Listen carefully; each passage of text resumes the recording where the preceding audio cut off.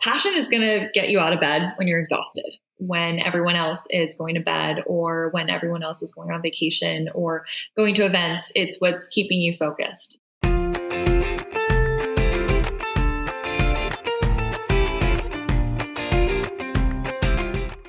Hi, everybody. I'm Kara Goldin from the Kara Goldin Show, and we have our next guest here, Michelle Razavi, who is the founder and CEO of ELAVI.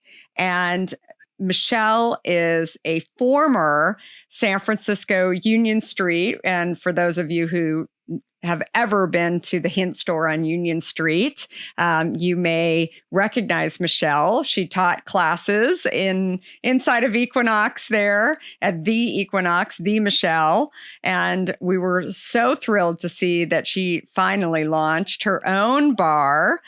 She is the co-founder. She's going to talk a little bit about her other co-founder. And I'm super, super excited to have her share a little bit more about her story. So ELAVI is a nutrition snack company that uses collagen in its products to promote a healthy, energetic lifestyle. And as I mentioned before, ELAVI, Michelle was working at the Equinox in San Francisco. She's now still teaching down in Los Angeles. And before that, she was at Sephora. So she got to see lots of different products and especially get a greater understanding of collagen and see what the benefits are of collagen. So I'm really, really thrilled to have her share a little bit more about her journey. And just on-the-go snacks, as many of you probably can attest to, some of the lack of nutrients in so many of these ready-to-go snacks. When Michelle sent me some of the ELAVI bars, I was just so thrilled with just the nutrition-rich protein that was in them, and they taste amazing, amazing. So good. You can also get them direct to consumer too, but she's also in stores. She'll talk to us a lot about that and just really her journey and starting this company and really finding her passion and having the curiosity to go start something new. So I'm thrilled to have her here. So welcome, Michelle. Thank you. Oh my gosh, what an intro. I'm just beaming. You should be beaming. It's really, really fun that you launched this company, and I'm dying to hear more about your journey. So share a little bit more about early days of Michelle and kind of where you got started. You and I were chatting. You're down in Los Angeles, or back in Los Angeles now. You grew up there. And share a little bit more about what you thought you were going to be doing later in life. Oh my gosh. So yeah, I am originally from Southern California, went to UCLA, and believe it or not, I haven't told many people this, but I was planning for a career in foreign service. My dream job was working for the CIA. I spoke multiple languages. I was fluent in 3. So I spoke English, Spanish, and Farsi. My parents are Iranian. And I studied international relations, minored in Spanish, and I was priming myself for a career in foreign service. I applied 2 times and didn't make it through. And then I stumbled upon an elective course in diet and nutrition. And that's where I learned about macronutrients, about diet and wellness. And it was through that class that I healed all my gut health issues. So I did an elimination diet. I understood food intolerances and allergies. And I realized for the first time that the decades of, stomach issues and health issues that I was experiencing wasn't normal. I thought it was just the way life was, to always be in pain when I would eat certain foods, or to feel more tired, or to just struggle with going out to eat foods. Then I realized I had food intolerances. And so that's where my journey began in my early 20s, to cut out dairy and gluten and to really read food labels, because we weren't educated to do that before, and be empowered to advocate for yourself when you're ordering foods, to get foods that are clean and anti-inflammatory.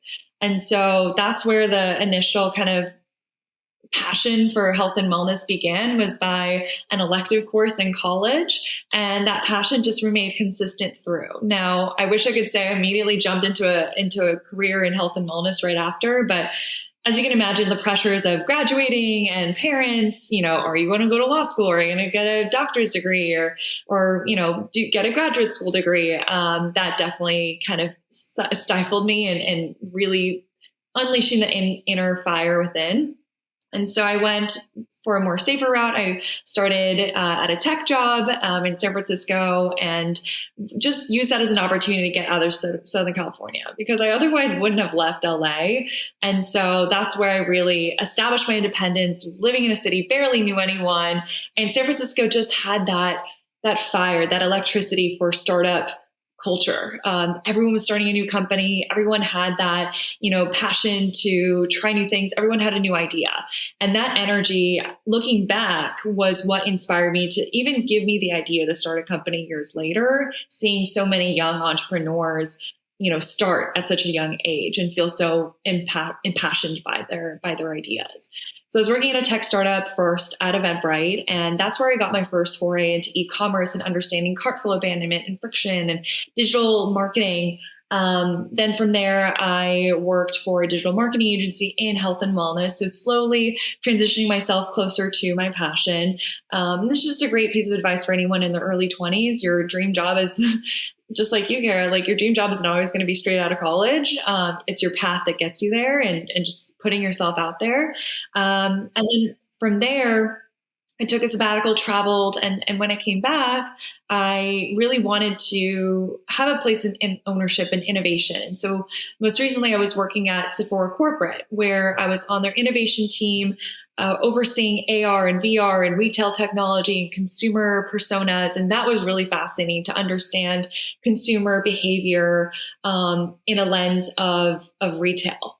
And at Sephora specifically, they just have a fantastic ability to understand experiential and really captivating the customer on different touch points, whether it's in store or digital, YouTube channels, and really taking that customer journey along. That's what really fascinated me. And at the time, they're really starting to invest in clean beauty. And that was where I was most passionate in, is how do you make something super clean in its ingredients, but also functional? Because usually people wouldn't buy something that's clean out of fear that it wouldn't be potent. And so that was what was really fascinating to me, was this emergence of clean beauty, of being just as strong while being safer and healthier for you.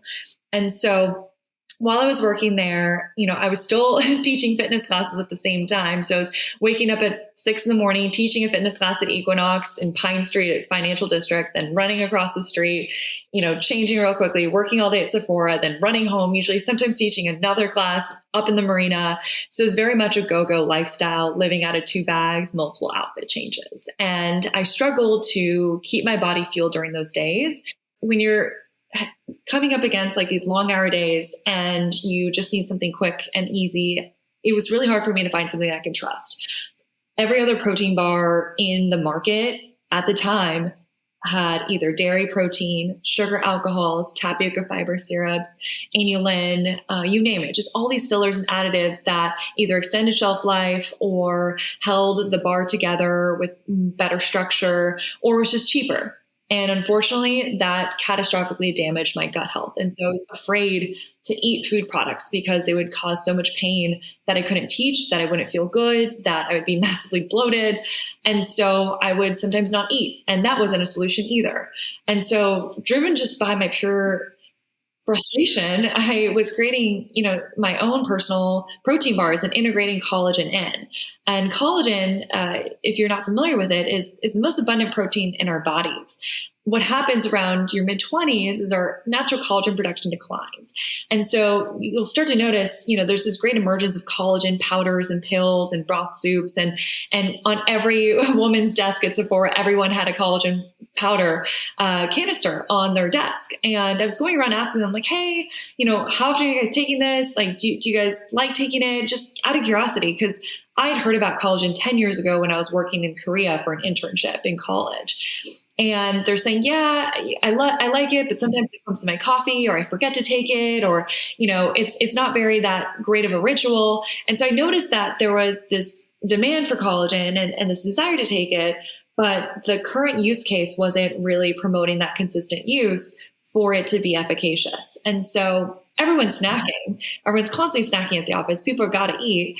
And so I was kind of creating this hybrid of what if I created the perfect protein bar, but also a really unique, convenient way to take your collagen at the same time.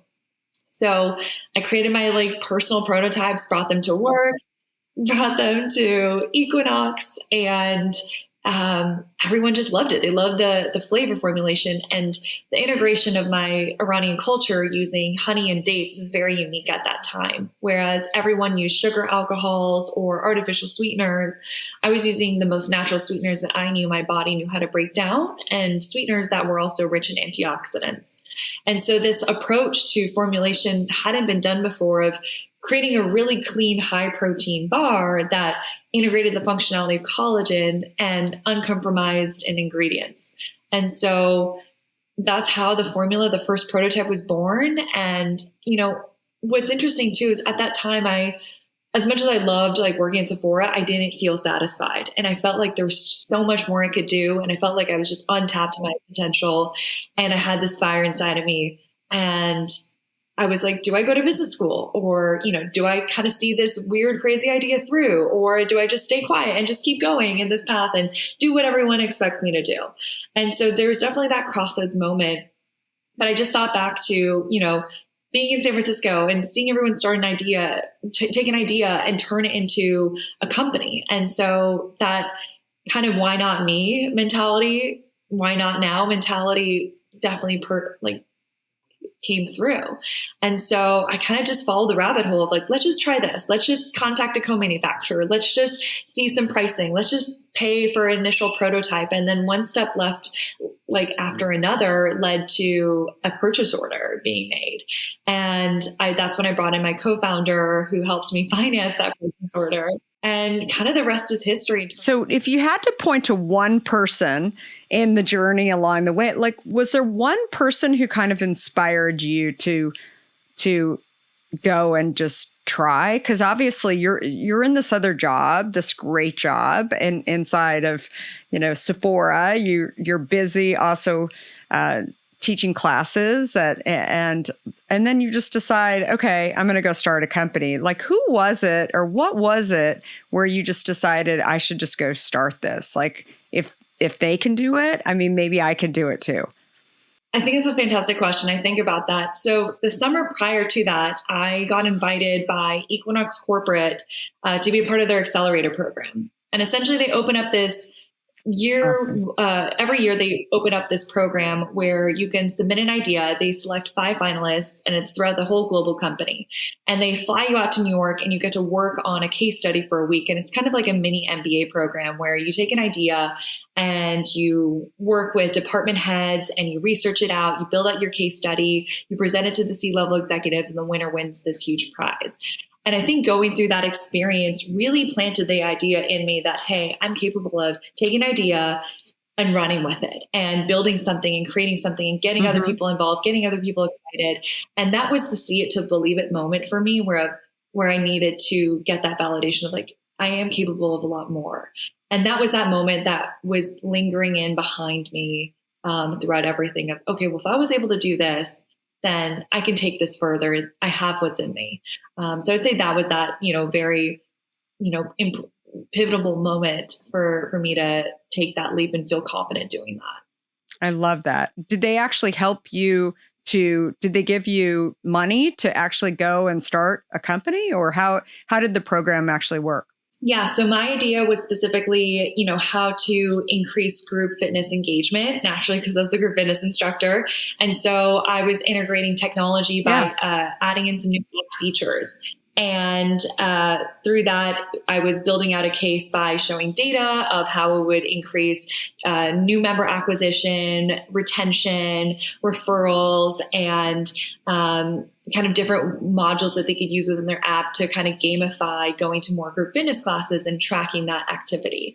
And so they're using now that idea. Unfortunately, I didn't get paid to execute that idea. It's kind of like an incubator or accelerator program most companies do, where it's like you do kind of like a hackathon.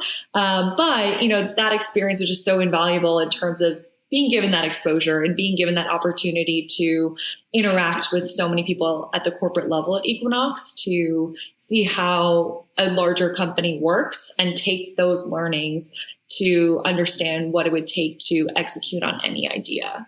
So you decide to start ELAVI. You have got your recipe.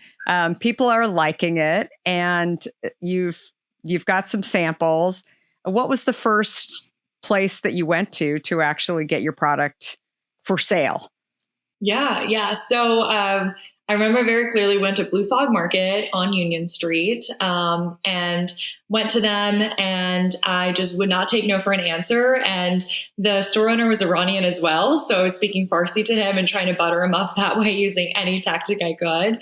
And I think I just eventually wore him down. And I was just like, you have to get this. I promise you, I will send over every single person from my fitness class down the street over here, and kind of just adapting Sarah Blakely's mindset of just like get in there and send people over there. And that's exactly what I did. I went to my classes and I was like, please go purchase my bars. I'll pay you. Like, I just need to prove this concept. So that was, I want to say like early January 2020 when we launched, and that was our first retail store. We were mostly D2C. And that was almost a blessing because, as you can imagine, January 2020, when we launched, 2.5 months in, the pandemic hit. So we didn't have much time to establish a retail presence. And we had all these plans for all these gyms and fitness studios and workout events, and those shut down overnight.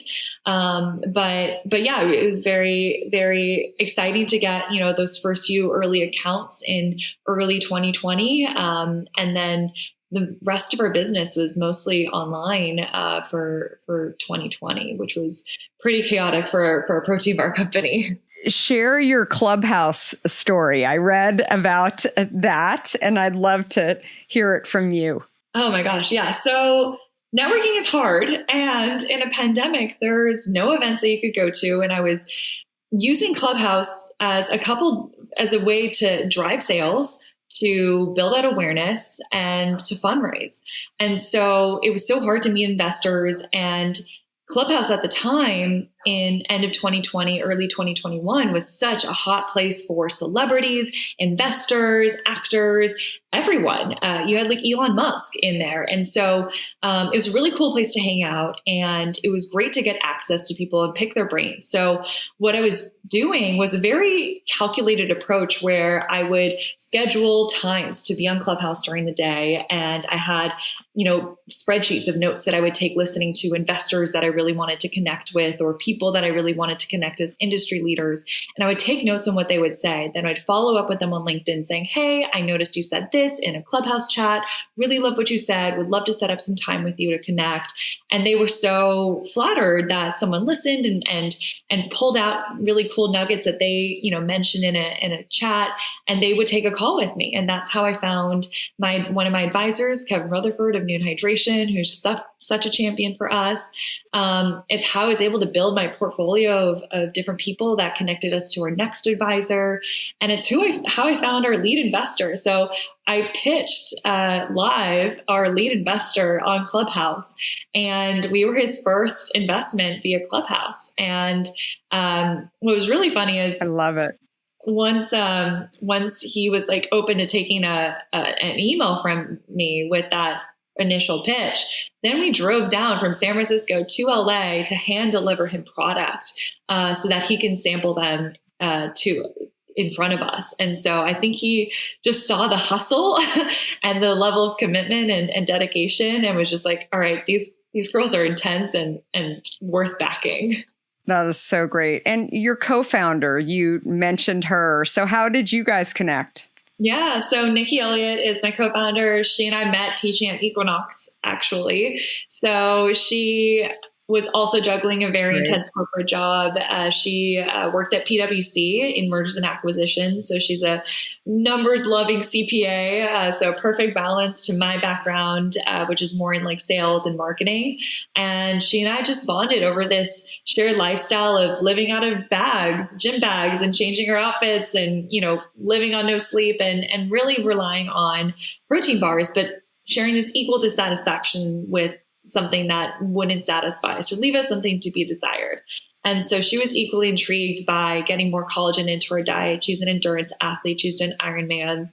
And so she was really intrigued by this way to conveniently get collagen into her diet, and just loved the idea of bringing in decadence to a category that would compromise on taste when it was on the healthier side.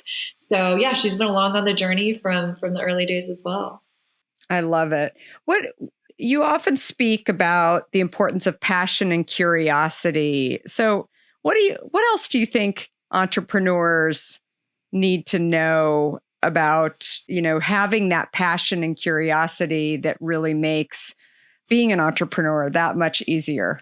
Passion is going to get you out of bed when you're exhausted. It's going to keep you working until 2 a.m. when everyone else is going to bed, or when everyone else is going on vacation or going to events. It's what's keeping you focused. Passion is what lights you up and what connects you to your consumers and differentiates you from just a brand, like a company and a love brand.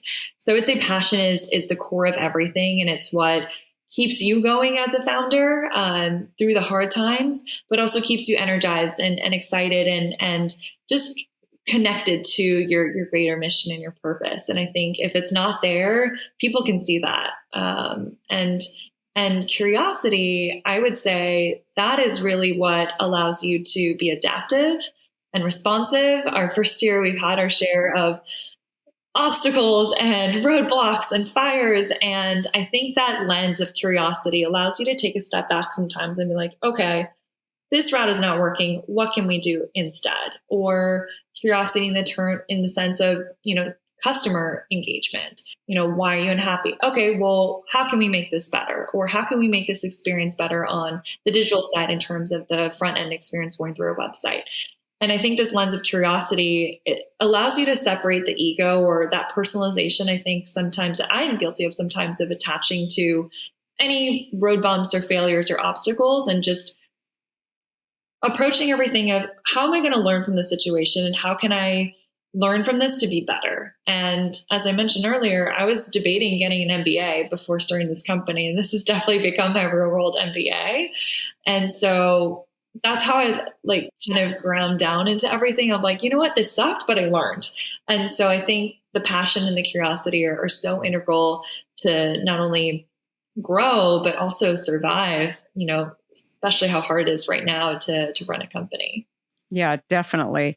I feel like there's collagen overall has become this really hot thing. You mentioned that you had known about it like 10 years ago, but how much of this product, it's a great tasting product, by the way. I mean, ELAVI is really yummy, but how much of ELAVI do you feel like there's an education element to it that people get kind of hung up on it, right? Like as you start to grow, I feel like there's a lot of people putting collagen into their products. Like, what do you have to share with the consumer to be wary of, right? That I feel like it's constantly when things start, maybe they're more pure and then they get kind of butchered, and people, and this isn't just collagen, maybe it is, maybe it isn't, but I think it's true of so many ingredients, and as they grow that they just are not as pure as maybe they originally were. Is that fair to say? I mean, is that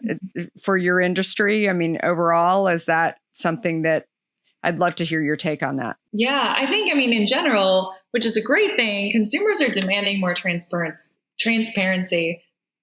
Consumers are demanding more transparency. And as a consumer myself, that's really important. I wouldn't put something in my body if I didn't trust and I wouldn't put something in my body if I didn't personally trust or feel safe consuming this every day. And so ingredient sourcing is really important when you're looking at something. So we use wild-caught marine collagen and grass-fed bovine collagen in our protein bars. And that was just very integral to us in terms of understanding, okay, what's the supply chain behind that? Where is it sourced? Is it sourced ethically? How is it processed to make sure that it's very clean and potent, right? Additionally, for our flavors, we 2 of our 3 flavors, We integrate berries into our bar. So the blueberry and the chocolate goji berry have berries in them. And berries are a natural source of vitamin C. And what not many people know is that you want to pair your collagen with vitamin C so that you absorb the collagen more effectively. Additionally, there's a lot of marketing going on about collagen, vegan collagen. Unfortunately, there's not yet, no such thing as vegan collagen. I'm hearing about some genetically modified collagen you can make in a lab from bacteria, but collagen is derived from animals. We're animals and we have collagen. And so it does get a little frustrating when some people market plant-based collagen or vegan collagen when that actually is just a marketing term. There's no such thing. Collagen has to be from an animal derivative. That being said, our collagen is sustainably sourced. And so that's really important for us. But we did just recently launch with a whole new line of plant-based food products and snacks that are superfood nut butters. So they're cashew nut butters that are enhanced with very vibrant superfoods like blue spirulina, pomegranate beet, dark chocolate, and they're colored. They're colored nut butters. And so that was a response to our vegan plant-based community who wanted something that is accessible to them. But yeah, there's definitely education that goes into collagen in terms of how much to consume. You want to aim for about like 5 to 10 grams a day and consistently have it every day to see those benefits. You want to check your sourcing. Ideally, you can pair it with vitamin C. And you want to really make sure you're reading your labels and looking at, where they're coming from. So that's, really something I'm really passionate about is understanding that and sharing that with our customers too. I love it. And just distribution. I mean, obviously you talked about Blue Fog Market being the first, and then you're in Equinox. And where else have you really been focusing on as you've been continuing to build distribution? Yeah, so we're based in LA. So Erewhon was one of our early accounts that we were able to land in 2020, which is a very hard time to land a retail account. So I was really proud of that. Consistent follow-up does pay off. And so we're sold at all Erewhon locations in Los Angeles. We're sold at some local stores in Marina del Rey, such as The Hive and Rainbow Acres. We're sold at all the Equinox cafes in Northern California now. So Equinox cafes have a retail partner called Earth Bar. So Earth Bar, Equinox, they're kind of synonymous. So all throughout Northern California, San Francisco, Berkeley, and we're in the Lululemon retail experiential store in Mall of America in Minnesota. So that's really exciting to be in one of our dream partners. Awesome. And most of our focus, and most of our focus is still D2C directly through our website, and Amazon has been really accelerating our business growth. And so we're really excited to see how that's going to continue our growth for the next year or two. That's awesome. Very, very cool. So can you share a story about a challenge or maybe something didn't go so right? I always talk about failures as the best learning points for us to be able to grow. And I'd love to hear with ELAVI. I mean, it's such a new startup, so I'm not sure that there's been anything that's been a total failure, but I'd love to hear from you something that maybe was unexpected that you didn't know was going to happen, but definitely you learned some lessons from it. Oh my God. So many stories of things going wrong in our first year. And I don't like to shy away from showing it. I think it's really important to show nothing ever happens overnight. And we are building our ship as we're sailing it. I would say the biggest kind of story that's most exciting to share, fun to share. Now it's fun. It was not fun when it was happening, but we got slapped with a lawsuit. I want to say within 5 months of launching, which was pretty terrifying. Whoa. Yeah. And just to set the scene, so we launched early January 2020. A couple months in, we were hit with a global pandemic that completely shifted our customer behavior, closed stores down. We got furloughed from the gym. I lost income, a significant amount of income, and had already liquidated all my capital from savings to go full-time in ELAVI. So I wasn't sure how I was going to pay rent. And Nikki was still full-time, so she was helping float the company financially, but that trauma of not knowing how I was going to make ends meet was terrifying. And then 5 months in, so just a couple months after the pandemic hit, I got a letter in the mail addressed to me threatening us with a cease and desist because our former name, which was called Build Bar, conflicted with another company's alleged name. And so that was a paralyzing moment for me because I'd invested so much time and energy and love and thought, and we had a trademark. So for context, I hired an Upwork lawyer. Granted, I was being very budget about it, but I hired a lawyer. They did their diligence. They didn't see any conflict in the market. So you go to USPTO, you file for your trademark. It went through. USPTO accepted it, and so we owned our mark. Now, what happens is there's this period where anybody can come and oppose you. You can still get opposed even afterwards. So this other company with a similar sounding name, who was in the market just 2 months before us, came and opposed us. And they had a lot of money. They were very aggressive lawyers. And we even reached out to the founder. So we were guessing the email, reaching out, like sending 5 different emails to try to reach the founder. We're like, hey, founder to founder, let's just chat. Let's just talk about this without lawyers. Like, we're a small woman-owned company. We're not trying to like come after anything. Like, we can peacefully exist. And the founder was unfortunately very hostile, aggressive, not nice. And he said, I will go to the nth degree to make sure that you guys will not sell your products under this name. And so, unfortunately, it was very patronizing and your products were really different too, right? Very different. Very, very different. And so, yeah, we were collagen protein bars. They were these like keto, high dairy protein bars. So very different markets, very different audiences. And it was paralyzing. And I remember sobbing my ass over the first couple of days, just seeing my company being gone and then just lying on the floor, really paralyzed by what to do. And I didn't know what to do. And so I was contacting our lawyers, other trademark lawyers, friends who had gone through rebrands before. And the resounding, feedback was just to rebrand. They're like, Michelle, like technically, yes, you own the mark, you do have a case, but it's going to cost you hundreds of thousands of dollars to fight this. And you don't have the time or the energy or the money to fight this. You're still small enough, just rebrand. And that's hard to hear. But ultimately that was the right decision to make. And so we had to quickly find a new name.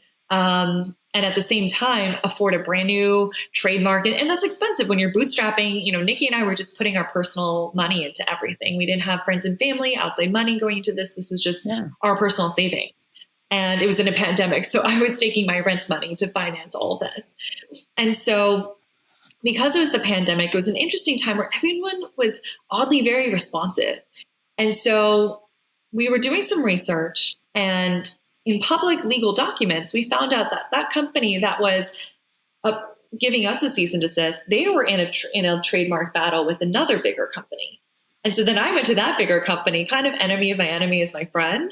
And I went to that bigger company and I said, hey, I see that you guys are opposing this registration. They're trying to oppose us.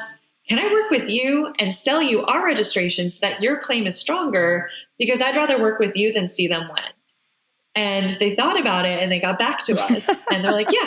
That's crazy. So I convinced the legal counsel, this is a big company. So I'll say it offline, or if anyone wants to message me, I'll happily say the names, but it's a very big company that we worked a deal with. And so then they paid us out and we gave them like whatever they wanted.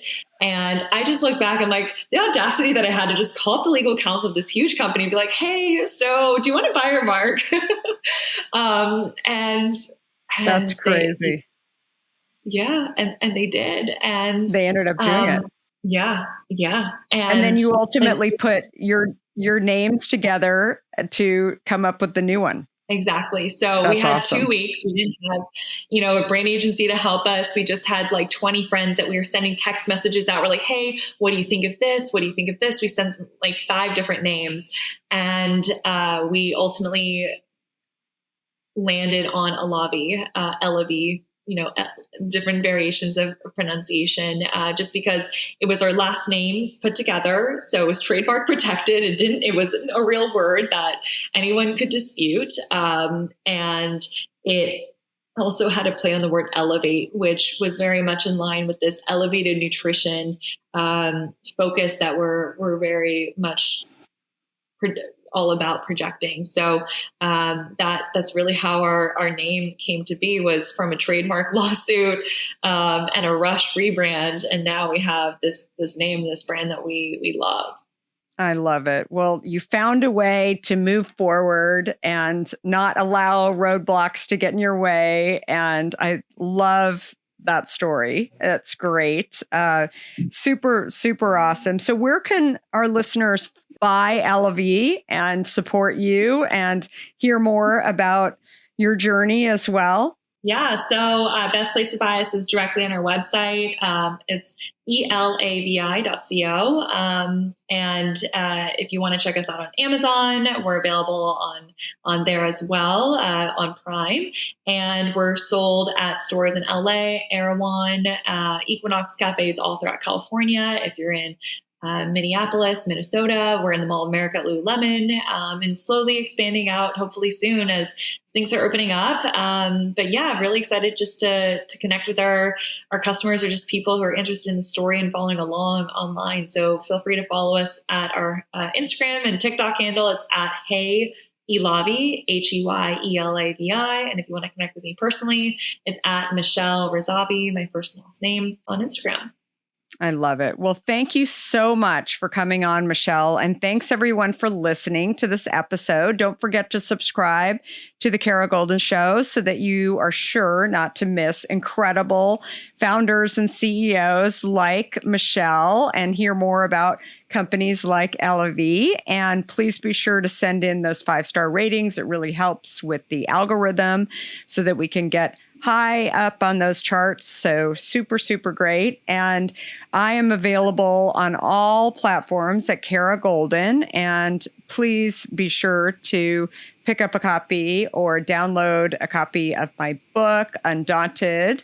And hopefully you will get a chance to, if you haven't already, to hear more about my journey in building the company I founded, Hint. And we are here every Monday and Wednesday. We are actually adding another day to the podcast because we have such incredible guests that are coming on, and really, really fun building out this show. It's my next entrepreneurial journey, a bit. No, not really, but more than anything, just love having people on the show and hearing their stories and helping them to get the word out about their incredible journeys. So thanks everyone for listening, and have a great week, and goodbye for now.